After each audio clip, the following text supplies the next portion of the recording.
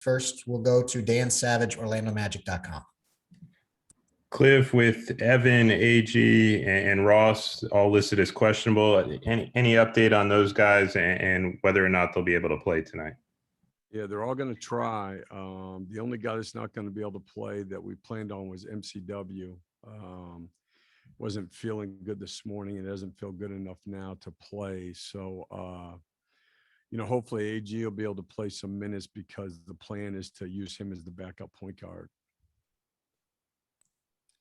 Philip Rossman Reich, Orlando Magic Daily. Hey, Coach. We talked to Kareem a few days ago. Now that he's back with you guys, had a couple of days of practice. He mentioned that playing in the G League helped the game slow down a little bit for him. What have you seen from him? And obviously with the team a little bit shorthanded, are you expecting to use him at all here in this coming stretch?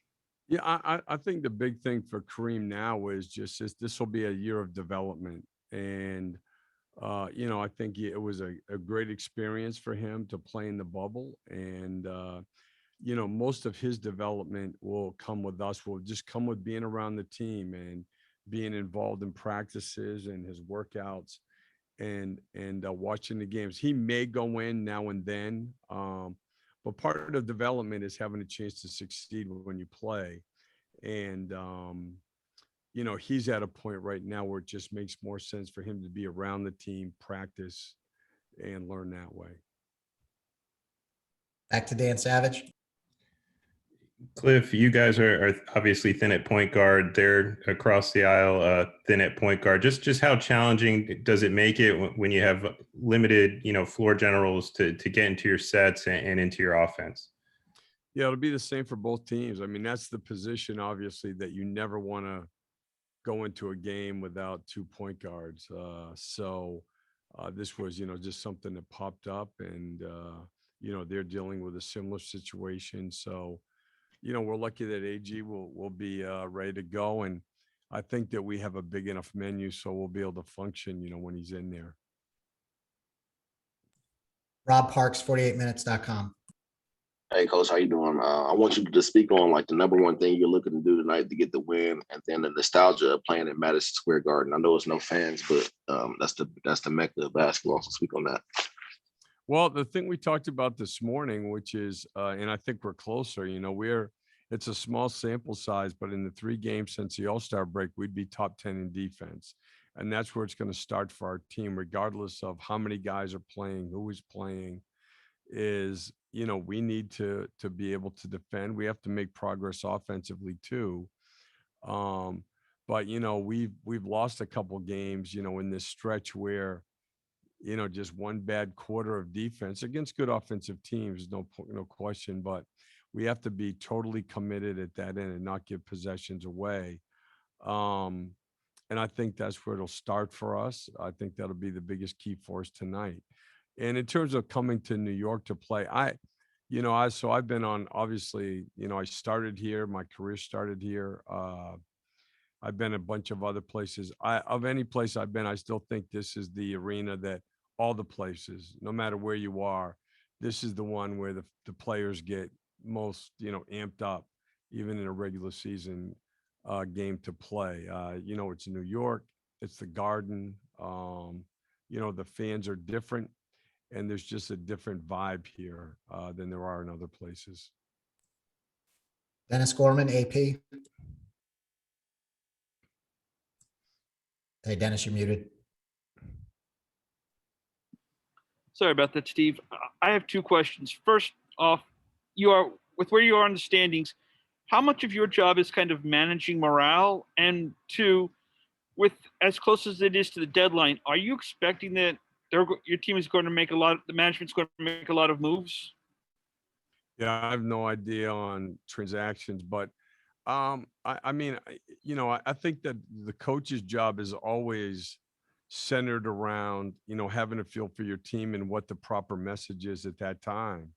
And, so it's a big part. I mean, it's a big part of, my day every day, where I'm talking to my staff, talking to our players. And you know what? I think our guys are handling this well. we've been, I think I shared this with you guys the other day, but I think that right now we'd be on track to have the most games missed to injury since any team since like 2004.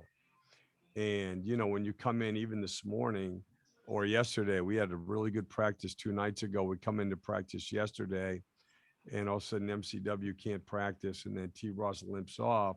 You can see it on guys' faces because, we have taken, way more than our share of bad luck here over the last few months, but they've hung in there. Our effort has been good.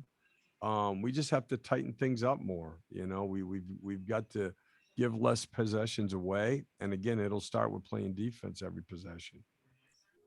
Alex Fleming, Florida Sun. Hey, Coach Clifford.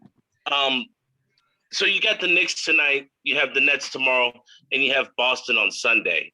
Would you say that your team is currently in a stretch of statement games and you could probably make a move in the East if you can get some headway?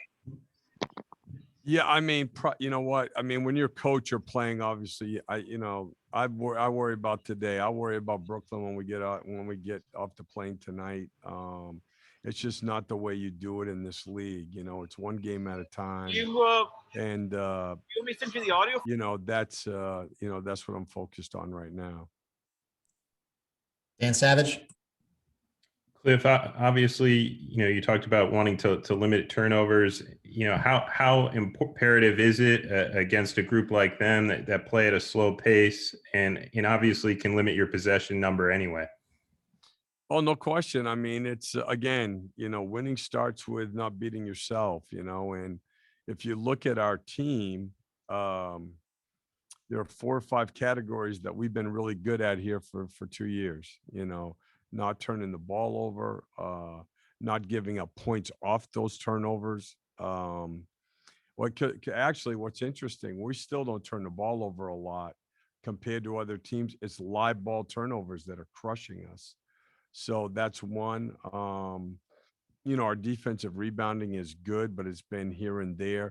But it's the turnover game and then the fast break points allowed have been the 2 things that have hurt us. And then from last year, we created a lot of turnovers, which we're not doing at all this year. And that's the other big area that we've got to focus on. Roy Perry, Orlando Sentinel. Steve, what will your starting 5 look like tonight? It'll be Chasen at the 1, Evan at the 2, AG at the 3, Chief at the 4, and Vooch at the 5. Any other questions for Coach Clifford? Okay, thanks, everybody.